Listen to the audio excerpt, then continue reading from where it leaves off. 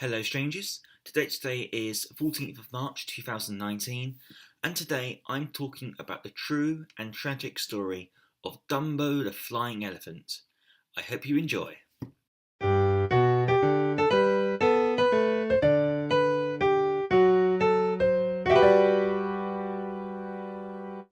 So as I'm sure you've noticed, Disney have been re-releasing their old classics like Beauty and the Beast and Cinderella, and next week, at least in the UK, but I think it is worldwide, they're going to be re-releasing Dumbo. Now, in this household, me and my mum, we have two favourite animals, zoo animals that is, elephants and giraffes. So we are definitely going to go and watch Dumbo. I remember having it on old VHS and just watching it. One, because there was a talking steam train in it, which I loved and still do, and two, elephants. Dumbo was my second favourite Disney film after Lion King. Yeah, I really liked animal films when I was a kid. Who doesn't know, to be fair?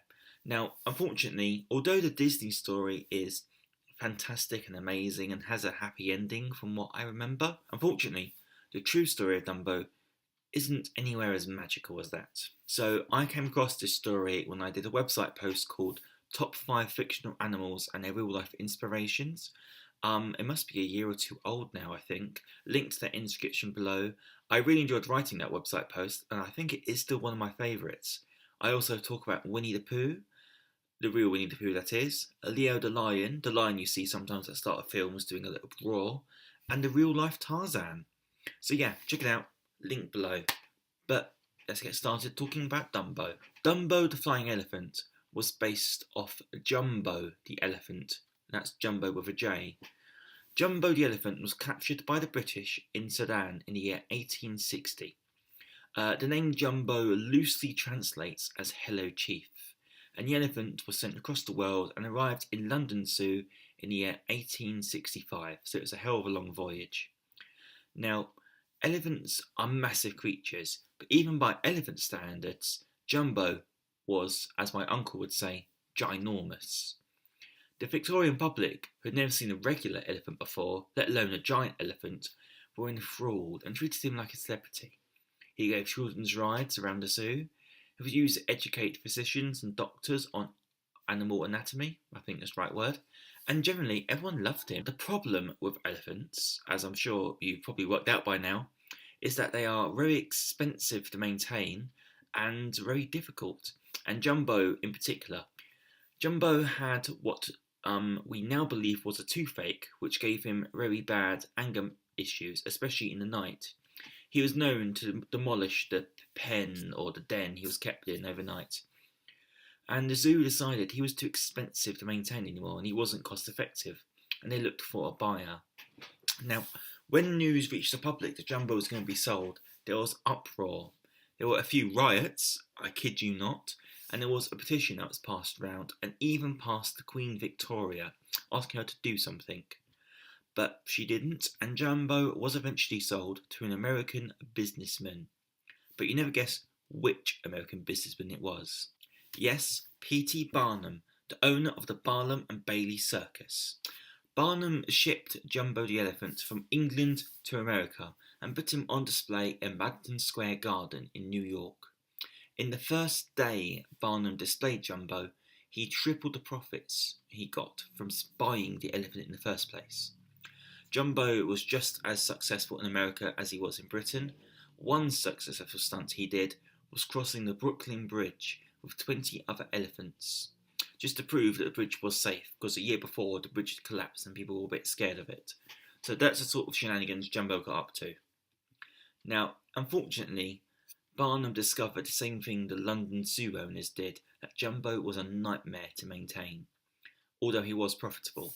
And it's here that our story takes a very tragic turn. In Canada, while being loaded onto a circus train, Jumbo was killed. Now, the accounts of Jumbo's death differ greatly, and it's come with conspiracy theory of sorts. So I'm going to give you all the stories that I know. You can put on your magnifying glasses and your deerstalker hats. You can work out which story is true.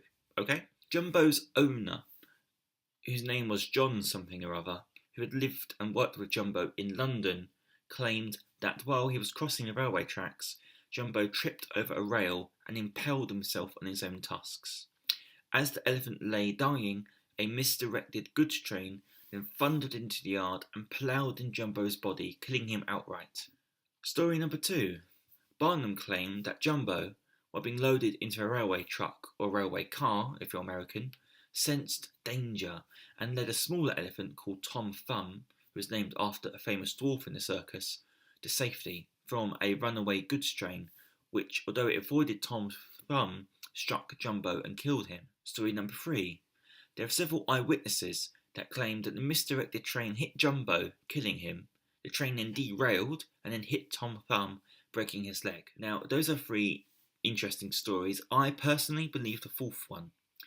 I believe that P.T. Barnum thought Jumbo was too dangerous and had him killed in an accident. I believe he positioned Jumbo on the track, being loaded into the car, and then and then sent the misdirected goods train down to Jumbo in the hope that it would kill him. I have no evidence to support this, but knowing Barnum and knowing what happens next, I think it does sound the most likely.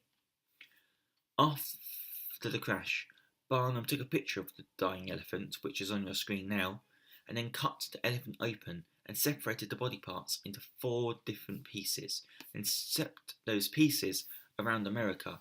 Mourners had to go to each different site to pay their respect, and at each site pay multiple entrance fees. Jumbo's skeleton, or what was left of it, still went on tour with the circus in order to make them more money. By the way, do you guys like this t-shirt, which is actually rather relevant now? Oh dear. I just realised I was wearing this as I was filming. It's quite apt. Is apt the right word? I don't really know. But anyway, I'm sure the Disney film will have a much happier ending and hopefully some wonderful songs. Strangers, I will speak to you next week. Take care. Have a good one.